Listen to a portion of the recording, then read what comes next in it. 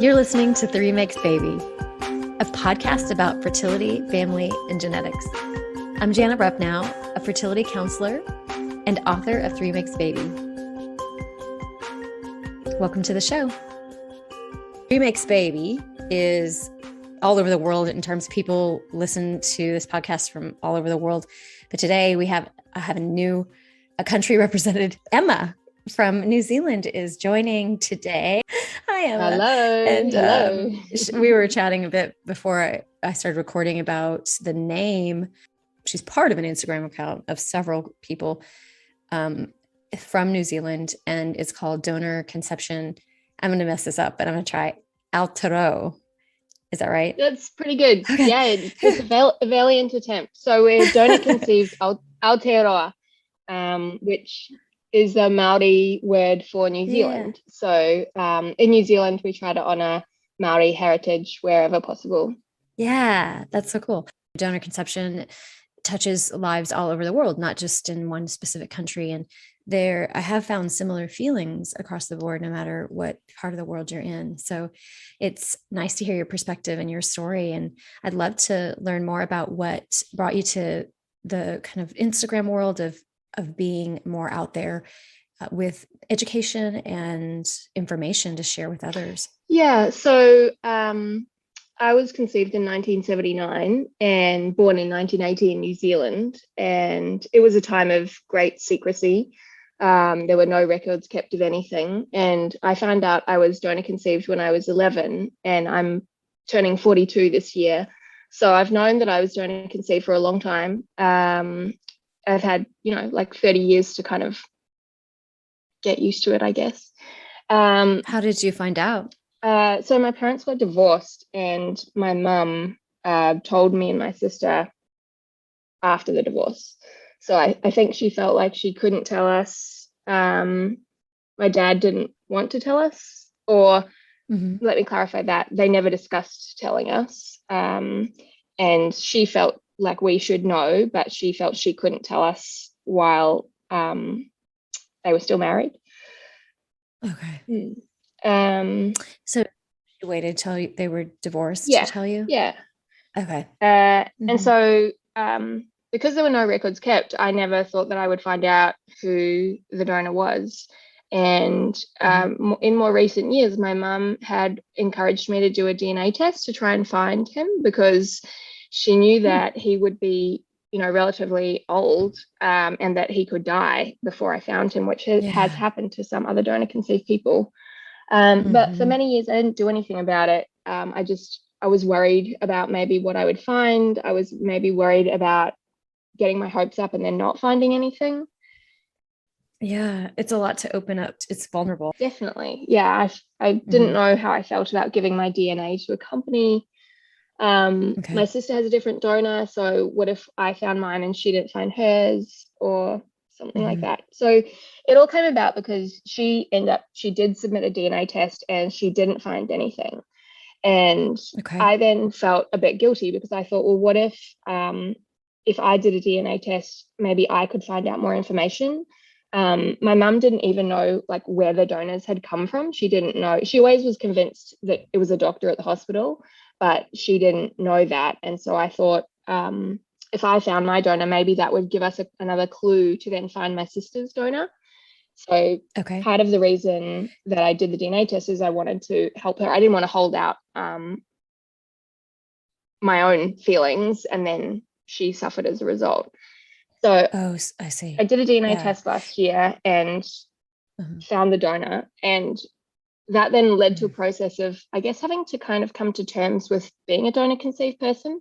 So in that last 30 years, I'd never spoken to another donor conceived person. I wasn't in any Facebook groups. I'd never really identified myself as that. I'd never talked to my friends about it. I went through a whole thing. I'm sorry. That's okay. Yeah. It was quite confronting to have to say, oh my gosh, this is who I am. Yes, I know. Yes. And what about it felt not good? What about it felt, hard to accept? Was it perception of it, or was it the missing piece of not knowing him? I think the Or missing piece for me was a really okay. big thing. Like day to day, Yeah. I wasn't thinking about it at all. I probably could go for years and not really think about it. But Mm-hmm. definitely, and a lot of people say this, it was maybe when they were having medical investigations, people would say, oh, what have you got a family history of cancer? Have you got, a family history of Yes. infertility, or having to do like life insurance questionnaires, and they would ask you about, what did your grandmother die of and so forth. And I would Yeah. not know the answers to those things. And I would have to Right. tell the doctor or tell the person interviewing me and say, I don't Yeah. know. That was really hard. So was It that not is. knowing, I Yeah. think, was like an inner wound for me. An inner wound. Yeah. And you didn't know how to answer it, and it brings attention to it. Yeah. And then it makes you feel like you're missing something that other people have. Well, I'm speaking for myself, I guess. I shouldn't speak for you, but I don't know. I know what that feels like. Never really, it was still a source of some societal internalized shame, until I just really confronted it and was like, what the heck? I can't, why should I feel the same for something I had no choice in? You know? Absolutely. So I didn't choose this. This happened to me before I was, born essentially. And now here I am, and I got to make the best out of my story. But it sucks because you like kind of run from your story for a while. And it sounds like you kind of did too. Like I Yeah. did. I ran for a long time, like, oh, let me do all these other things. And Yeah, definitely. because of that, just basic information that everybody knows. Like, oh yeah, my grandma had cancer, and my Yeah, I definitely had like a refrain inside that was like, you don't know who your father is. And that was like a constant repetition at times, just in the background, whispering to me.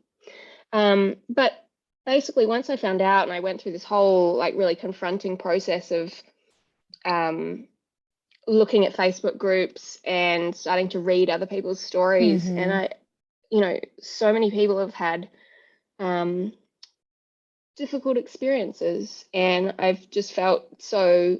I never knew that how I guess my people, what's happened to them. And I felt a lot of empathy for Mhm. them, and I felt upset as well. And it led to me speaking to donor conceived people for the first time in my Yeah. life, and meeting up with other women from New Mhm. Zealand. And we formed, it sort of just randomly happened, just formed this advocacy group, which is what donor conceived Aotearoa is. And yeah, we've all got different skills, but we're all from a similar era in New Zealand donor Mm. conception history. Yeah. And yeah, so we've sort of organically Mhm. grown, and it's really, really helpful to have that support Mhm. from other people. And also, they've all got different experiences and they've all got different perspectives, and some of them have been in the donor conceived world for a long time, and others less so. And so I think Mhm. just to help even explore my own feelings, to explore my own understanding, to bounce ideas off, um, it has Mhm. been incredibly supportive and I guess healing to a certain extent. And then I guess, us coming together and feeling like we've all got busy lives, people have jobs, they have families, like we don't have a lot of time, but combined, we can combine our resources to push forwards and advocate for donor conceived people, which you've seen on Mhm. our Instagram account, but also Yeah. working with some fertility clinics in New Zealand. We're starting the process of that, to Good. help raise awareness of donor conceived people's perspectives. I mean, some of these people working in these clinics, they have never spoken to a donor conceived person, and That's right. their understanding of what might be important might not actually be as important as what donor conceived people think. So Yeah. it's been wonderful Mhm. to start that process and feel Mhm. like we're being treated respectfully and listened to. And obviously, we also have to respect they're running a business, they have parents to deal with. And so part of Instagram really helps us understand the bigger issues beyond our own. You know, I only have my experience, but to hear about the experiences of other people and the experiences of parents is hugely informative, and that really guides, I guess, what messaging we're trying to get across. Things that are realistic, things that are practical, things that are kind and come from a place where we want to heal and make things better for the whole family, the donor conceived person and the parents, and the extended family beyond that, and donors. Yeah, so that was sort of how, in a very long-winded way, that was how donor conceived Aotearoa came about. Yeah, and I love that. I love how you educate in a way that helps people to understand really complex feelings and topics about being donor conceived. You explain it in a way that really simplifies it, and that's hard. It's hard to simplify or compare something that's very complex to something a little bit more easy to understand in everyday life. It's hard to do that, but you do that with your account, and I've seen it really make a difference with recipient parents that are learning and wanting to learn. That, with your examples, they're like, things really click and think, okay, oh, I get this. That makes sense. So I appreciate that, what you're doing. That's what I find to be super helpful. Well, thank you. It's nice to know that it's landing well with some people, and certainly, like, we do get amazing, lovely, supportive feedback from parents. Say that things are making a difference, and that's all we want to do. We only want the best for their child. Ultimately, it's not about me. It's not about the other people in the group. It's healing in a way for me, but that's not why we're here. We're here to try and make a difference for the future. And you are making a difference. I know that, just for those that I have people reach out to me privately a lot, that, I mean, even young people that say they just found out they were donor conceived, and they're in pieces, and they don't know what to do, and they don't know who to talk to, and they feel so alone. So just hearing your story, hearing people like you go through this, it makes them feel less alone, and it makes them feel valid in what they're experiencing. And the rest of sort of the majority world, the majority people in society don't understand the complexities so much, and so they tend to minimize some of these concerns and feelings. And when somebody feels like what they're feeling is somehow wrong or weird or different or doesn't make sense, it doesn't make those feelings go away. It just makes you kind of try to bury them. And then when you try to bury them, it just creates a sense, a fracturedness in your sense of self. So, and that's getting into kind of some more psychological stuff. But I think just, you know what I mean? Just like for someone to hear that, hey, you're Emma and you went through this, and this is how you feel, and you're a completely normal person, and this is what you feel is normal. Yes. That people need to hear that. They really, really do. And look, I think we can apply the same thing to parents, and we try to create a safe space where parents can be. And parents are at different stages of their journey of acceptance and processing. And, there might not necessarily always be places where parents who are further along can come and be together and say, look, I have accepted these perspectives and I have changed the way things have been done. So I think, they go through a whole process as well. And, in a completely different way, there's still a huge amount of trauma, and looking at your identity and who you are and what it means to be a parent and what does family mean, and putting your own ego aside for the child.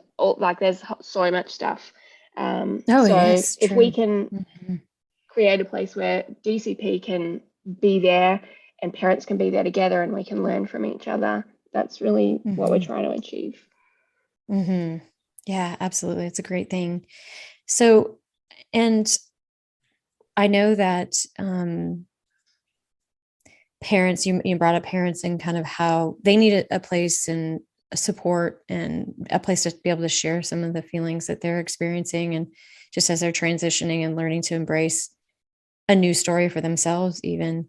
Would you have anything that you would share with parents about that? I know you're very empathetic and compassionate towards parents, and that's what I've noticed on your account. So what would you share for those parents that, they're working hard, they're pushing themselves forward, they're wanting to grow, they're also needing that little maybe sliver of hope or that sliver of encouragement? Is there anything that you would want to share? I think one thing I would say is donor conceived people can grow up to be extremely successful, amazing, curious, happy people at times. But, nobody is happy all the time. That would be unnatural. And then it wouldn't maybe feel like happiness anymore. Like you do need the highs and lows to have that contrast. And, I have had a great life. I've traveled the world. I've had all sorts of like weird and wonderful and fun experiences. I've been to university. I have a great job. I have a family. I've done so many things, and I can be a donor conceived person and have had things in my life that maybe haven't gone perfectly, but that's kind of the same for every human. Like no one has the perfect childhood. No one has like the perfect sort of story. But yet with the right, I guess, support and love, you can still be whole. And we can't say that you're going to be happy all the time or sad all the time or anything. We don't know how people are going to turn out. But with the support of parents and the understanding of parents, that is huge, and in terms of for anyone, whether they're donor conceived, whether they're LGBTQ, whether they're anything, to just feel like you can be yourself and be encouraged to be who you are. And I mean, I would say is one of the things my mum did do well, despite like the limitations of the system at the time. She told me, she wanted to tell me. And although I said to her, look, well, why didn't you tell me earlier? She said, but you wouldn't have understood. And I said, well, actually now the thinking is you should tell me before I understand, so that it's not a transition of before and after. It's just, I've always known. So she told me, great. And that would have been hard to like get the courage to tell an 11-year-old and a 9-year-old when they could understand what that meant. But she did it. She got the courage up and she told me. She always Do you remember any feelings then of feeling did you have any feelings of like instability or feeling insecure about, oh, whoa, like there's this missing person now, and I didn't know about that person before, and now I do. And did that make you feel anything at the time that you remember? It was really bad. Yeah. Because mum didn't do the way she told me. She was really upset and she was crying, and she had told my stepdad and he was there and he was crying, and they were like, come into this room and we're going to tell you this thing. So it wasn't really presented as a kind of like, you're okay, this is okay, we can do this together. It was like, I've got really bad news to tell you, basically. Oh, okay. And I felt embarrassed that she told my stepdad before me, because I didn't feel that close to him, and it felt like really personal information. I felt, I guess, a bit betrayed. So because it was personal information and you needed your time to process it first, and you didn't know, it was brand new to you, so it is very personal and private, and having not processed it at all because you didn't know it, then that's a good point. You need that time to process that by yourself before someone else that you're not close to knows. That totally makes sense. Even as, as a 10-year-old, because 10, you're still old enough to have, we can respect 10-year-olds, right? It's just kids are still, I'm a big believer in respecting our kids. Big. I mean, that's my kids from the beginning. I've always told them, you respect me and I will respect you, and we respect each other. So, I mean, even when they're little, so 10 years old is still, we want to respect a 10-year-old's needs and wishes. And so you were embarrassed and found out at the time. Did it make you feel, and you may not remember, but did you feel a sense of like anxiety about your place in the world? And were you afraid of your mom like leaving or anything? Or did you have any issues around abandonment that came up at that time? Definitely not from her, and I never discussed it with my dad. There was a kind of a whole lot of stuff that went on at the time. Like there was the divorce. She told me a lot of stuff like that he'd done to her around their relationship, which then made it hard for me to look at him in the same way, and then drop a bombshell of, well, you're also donor conceived. And that was a lot for me to process. She sort of took me on as a bit of a confidant, which as a 10 or 11-year-old, I did not have the capacity to really process that. So it was hard. I mean, outwardly, I probably seemed just the same, you know? Yeah, in my book, I do talk about that, not to share donor conception with your child during a big transition like that, like a divorce or a death in the family, to wait until things have become a little bit more stable, because it's so destabilizing already. Don't do that. Yeah. She got emotional when she told you. And if we know now that, definitely, well, not everybody knows, but I guess we should share now that it's so important to do the work as a parent before that moment, to prepare as best you can and know there are resources out there to help you. So before you tell, so you have your groundedness and your steadiness for your child. So, because you don't want to go and give them a rocky boat. I think that would have made a huge difference if it had been presented in a slightly different light at a different time. It probably would have affected me in a completely different way, which makes sense. Of course it would have. Any big news, if you present it one way or another, it's gonna land differently. It's like when we're doing an Instagram post, we've got, a message, but if we present it with one sort of tone versus another, people are going to take that information on completely differently, and it's going to either harm them or help them. Yeah. Yeah. And then you were starting to say kind of other things that she did maybe that were helpful though. Yeah. Look, she always supported me, like any interest I had, whether it was the violin or the drums or jazz ballet or gymnastics or anything. She fully encouraged all of that. And so I never ever felt like any part of me was shut down. I never had any sense that she looked at me and said, I don't recognize that, or that's from the donor. She fully embraced just me for me, 100%, awesome. As you would for any child. Hopefully you notice that they really like gardening. You're going to give them the opportunity to, plant seeds and dig in the dirt. So I never had any sense of being minimized or denied. I was fully encouraged to be whatever wonderful. I wanted to be. Wonderful. Yeah. I think my mum felt very guilty that the donor was anonymous, and I think she felt like it was really important to know who he was. Okay. And she had tried to get in touch. She'd talked to social workers at the clinic. She'd asked them to go through the records.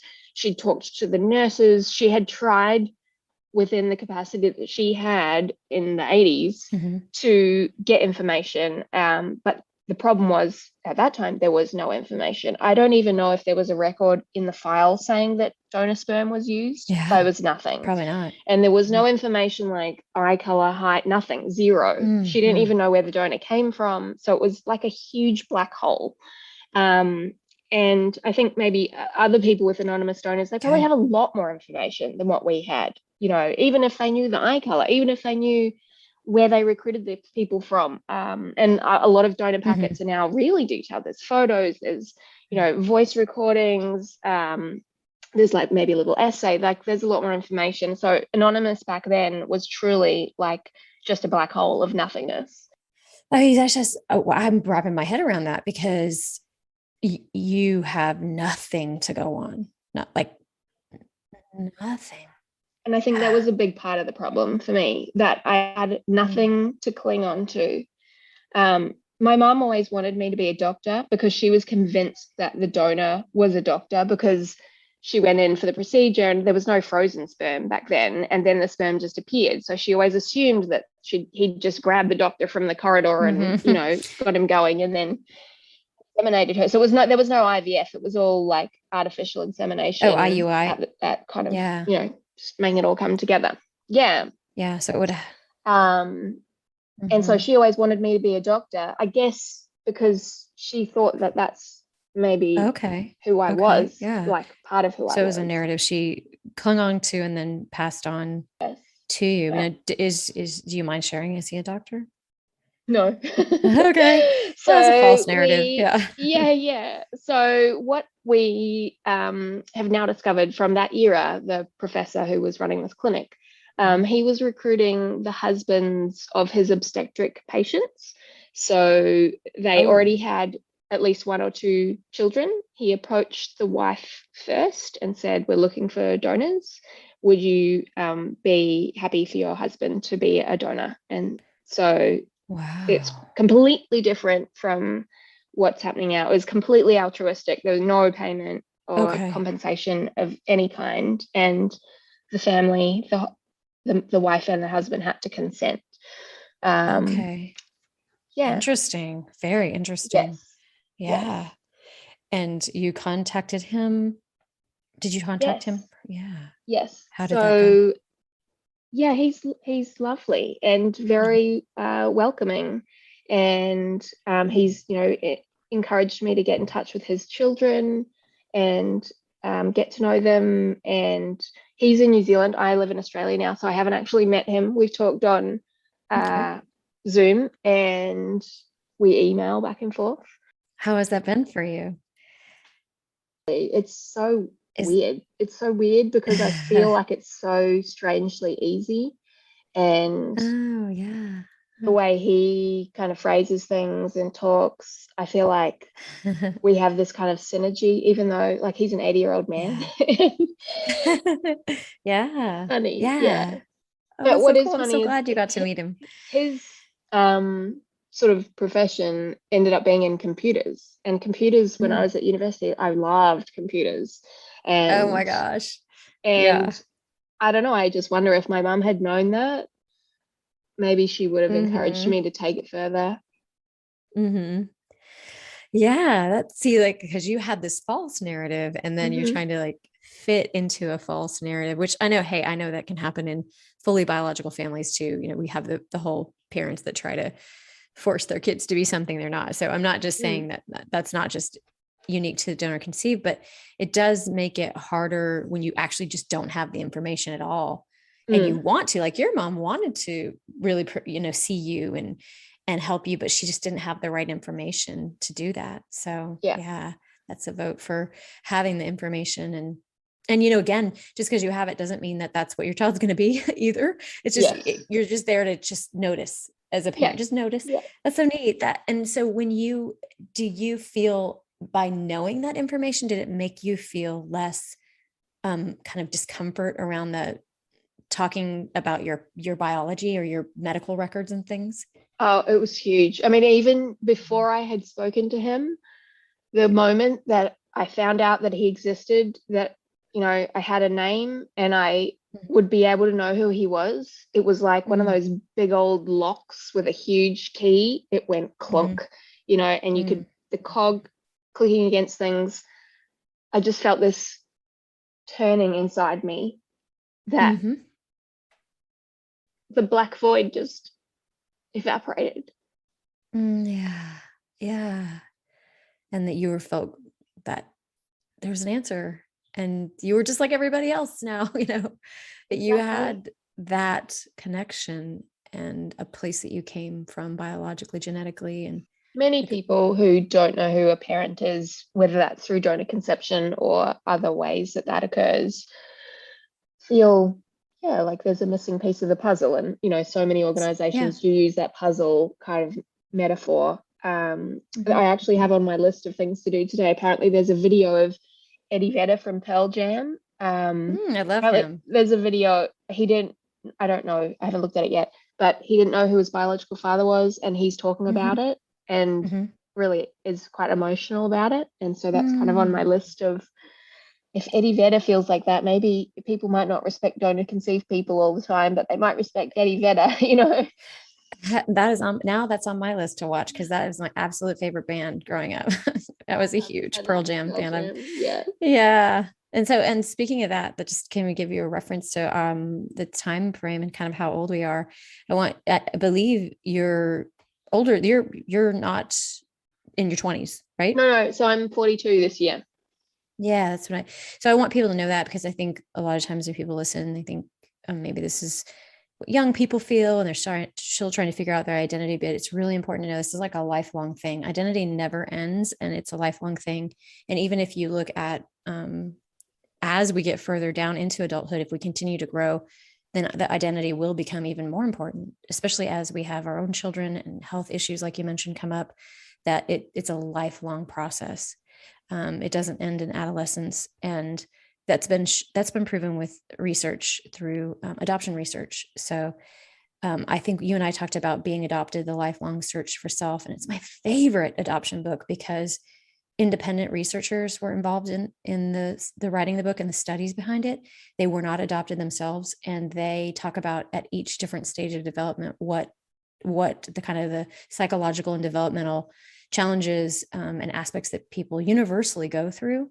And it's really, really amazing. So, I mean, you're right. It doesn't matter if you lost a parent through or have a disconnect through genetic links through adoption or donor conception, or through even the death of a parent. Exactly. Or just never knowing, like Eddie Vedder never knew. Yeah. All of that it's a loss.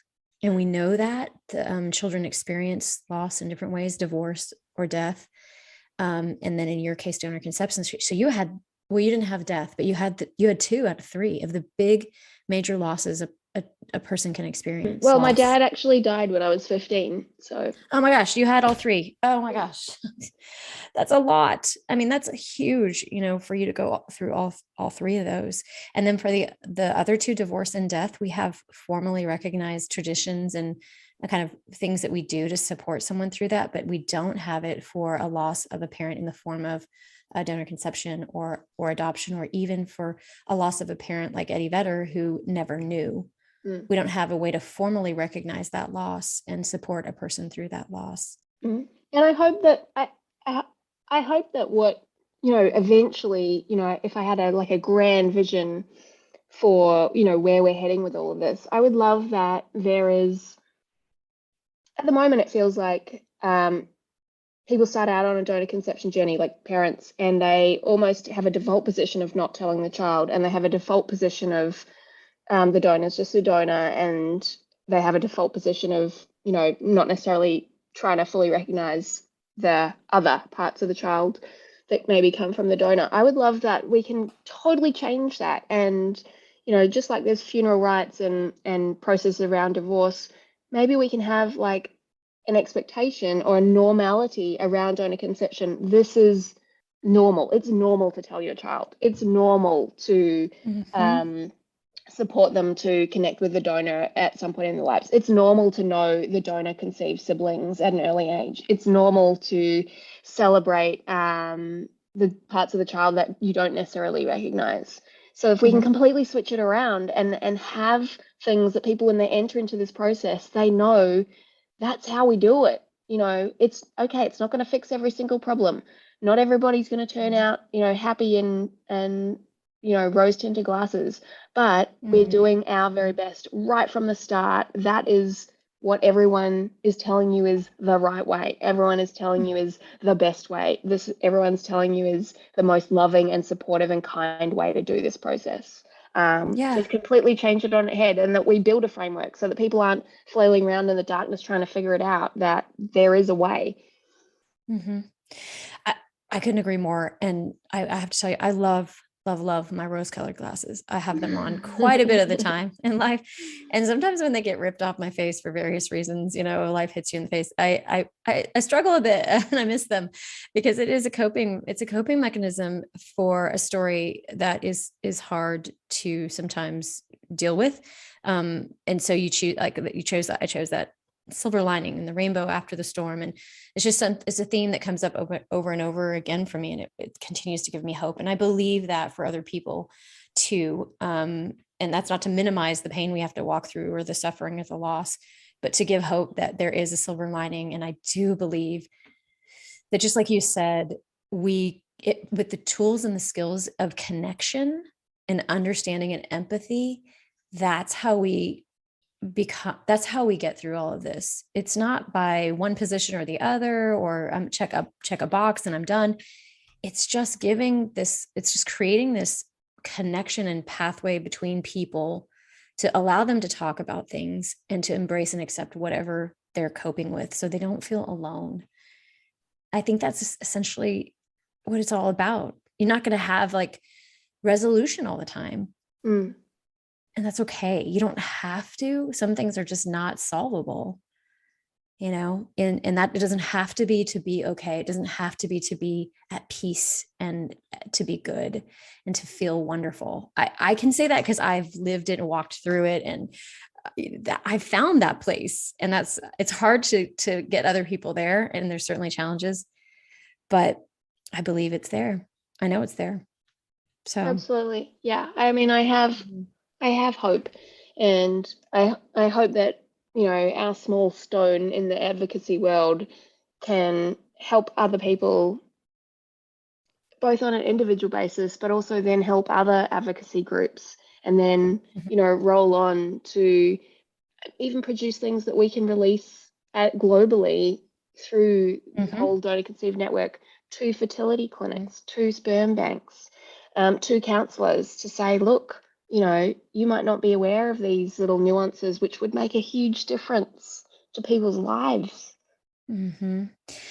Yeah. And I mean, just to share kind of, because you're right. I mean, that all the bits of information that people learn that they don't hear it anywhere else. They're not going to hear this anywhere else because people don't know it for the most part. But all these little bits can make a difference in someone's life. And, you know, even if they don't go to level, let's just say level 10 of, you know, some parents, well, they want to go all the way and they're just gung ho. And then some parents just kind of dip their toe in the water, but even just dipping your toe in the water can make a huge difference. Absolutely. Like, so I just say, whatever you're doing, keep doing it, and congratulate yourself for just listening to this podcast even. And so I mean, I believe that it's kind of a ripple effect. And then I will just say, like, there are two things that this work for me has done, and the good and bad. And just to highlight this, the inherent conflict that comes in this with this topic. And the bad thing is that the original wound that we experience, I will just say we as adoptees and DCPs, the original wound that some of us experience of that we talked about, the second class citizen, that you don't have this medical information, you feel different from other people, you don't have answers to genetic clues and mirroring, you don't know where you get certain things, you don't know, you know, all that stuff.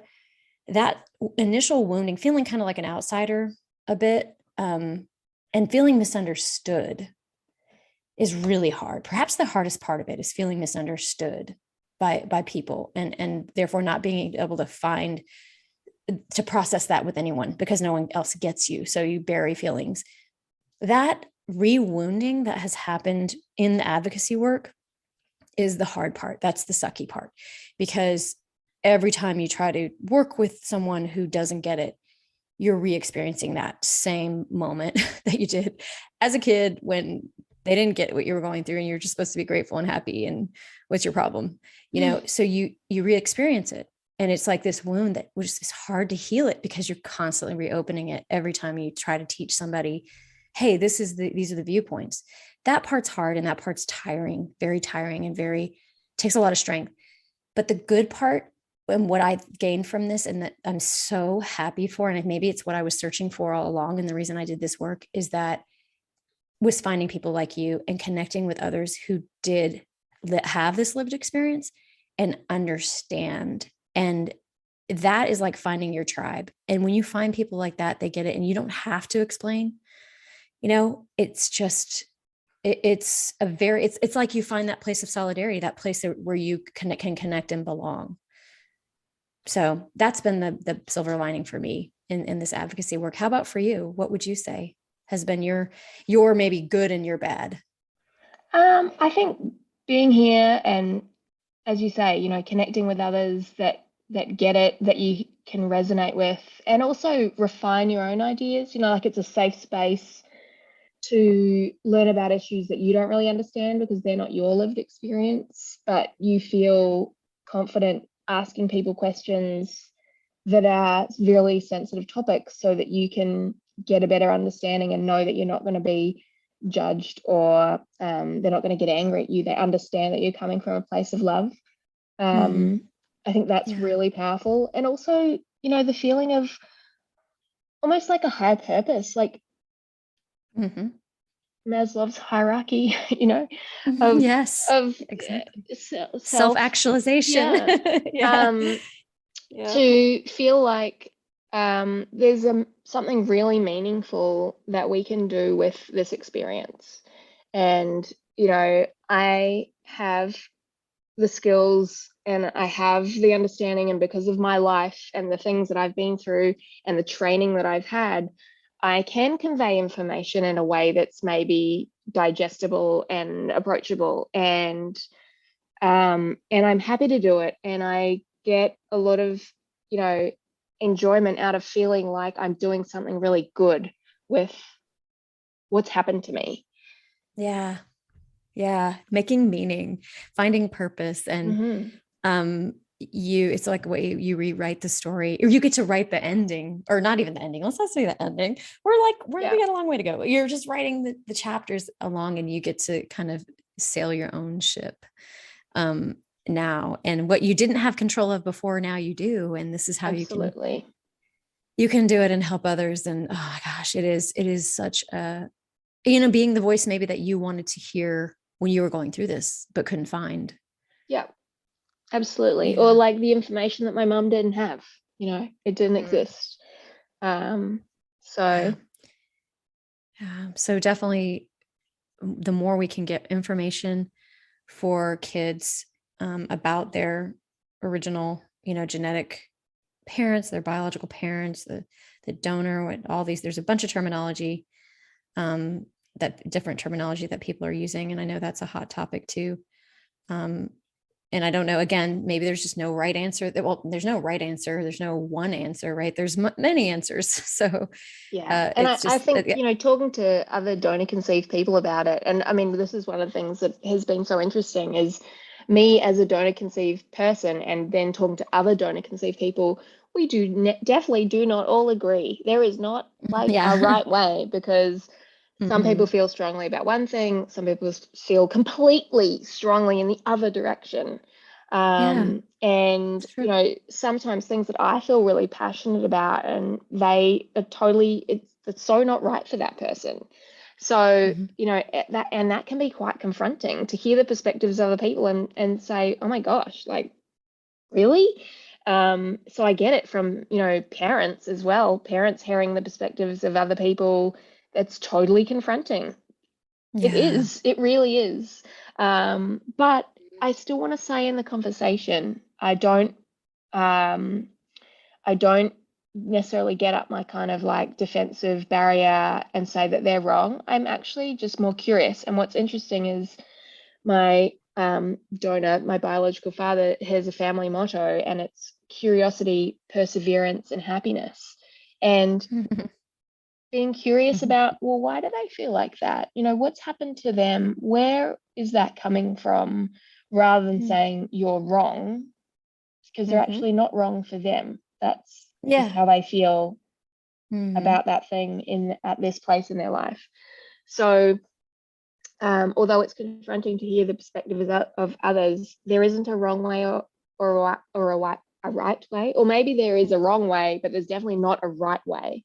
And so when it comes to terminology, I think it's just really the most sensible thing is to just use all the words, you know, don't pick one, just use them all.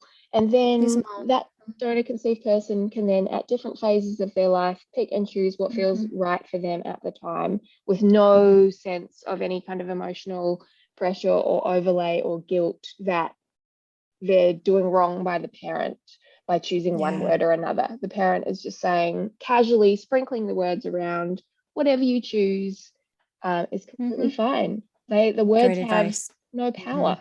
You know, they're just words. That's right. Great advice. I love that. And then for those that would say, there was a Dr. Phil episode recently that I haven't had a chance to write about, but where he said you shouldn't use the term biological because it would confuse the kid. And that's the primary thought, that when people argue and say, I don't want to use biological parent with my child when they're young is because it will confuse them. And I would say to that, that what I'm trying to figure out is, then at what point there's going to be pros and cons. So then, if we wait until say 10, like in your case, before you start using that term, is it going to be less confusing at 10 than it is at 3? I think the point is it's going to be quote unquote confusing, if that's the label we want to give it. At any point, you say there's going to be confusing feelings, and there's going to be a processing that a child will go through, and that you can help guide them through. Also, so though, children don't understand what words mean. Like we teach them what ice cream is. We teach them bicycle. And if we teach them biological father, we have all this like background expectation of what that means. The child has no idea. They don't know what a normal family is. They don't know what a donor conceived family is. They don't know anything. And so, I say to my child, you can marry a man or a woman as long as the other person agrees. She doesn't know that other people might not think that. She only knows what I teach her. And so if I just say, this is it, this is normal, this is like just how it is, it's fine, she will accept that. They don't think, oh, my biological father is missing, because they don't know what a biological father is. That's right. No, you say it so well. You say it so well, because maybe people get that confused, because to them, a biological father is their person that also raised them. So to them, the way they were taught that word when they were little, learning words, that's the way they understand it. But to me, I was taught that my biological mother and father weren't the people that raised me. That was normal to me. So it wasn't confusing to me, because I was taught that word differently. So you're right. You raised such a great point. It's how you're taught, what you're taught that word means, that ultimately your child will form an idea around. It doesn't have to be what the majority of people see. You're right. No. Exactly. Yeah. Great way of putting it. Yeah. Oh, that's fancy. You're so good at this. You're so good at, and making these really hard. I don't always get it right. That is for sure. But my heart is in the right place. Yeah. Yeah. So great answer. And I love, by the way, I didn't mean to gloss over what you said about curiosity and perseverance and happiness. Is that right? Perseverance and happiness. Yeah.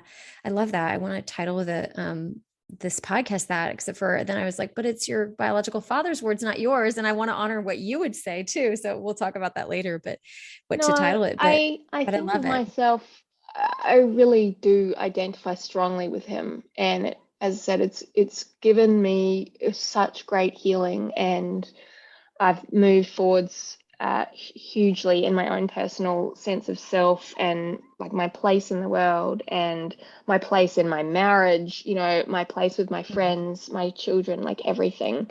So, like it's just amazing. And I mean, I'm lucky in some ways. Some would say, oh, you're not very lucky, but I'm so lucky that he's accepted me. And that he's willing to have that contact and share things and, develop a relationship. Not everybody gets that. And I think that is probably one of the hardest things to deal with. And certainly, I've heard stories of people who are otherwise kind of fine, but then, that rejection has just turned everything on their head of who they thought they were, and how they feel about it. It's massive. So, they might not be my words, but they are my heritage. Yeah. And so they become my words. That's true. That's true. Well, good. Well, we'll leave it then that. I wanted to be sure and honor that your individuality as well. So, well, that is a great note to end it on. So it's been a pleasure, an absolute pleasure to have you and to talk to you about this topic. And I know people will really, really enjoy this episode. So thank you. Oh, thank you very much for having me, Jana. And look, thanks for your ongoing support. It really means a lot to me to have built this friendship and, to be, I guess, working together for the higher purpose. Yeah. Awesome. Thanks for listening. If you would like to follow me for more content, you can find me on Instagram at Jana Rupnow, LPC, and Facebook. And you can also grab a copy of my book, 3 Makes Baby, on Amazon.com, BarnesandNoble.com, and Target.com. Be sure to subscribe to this podcast and rate it and share it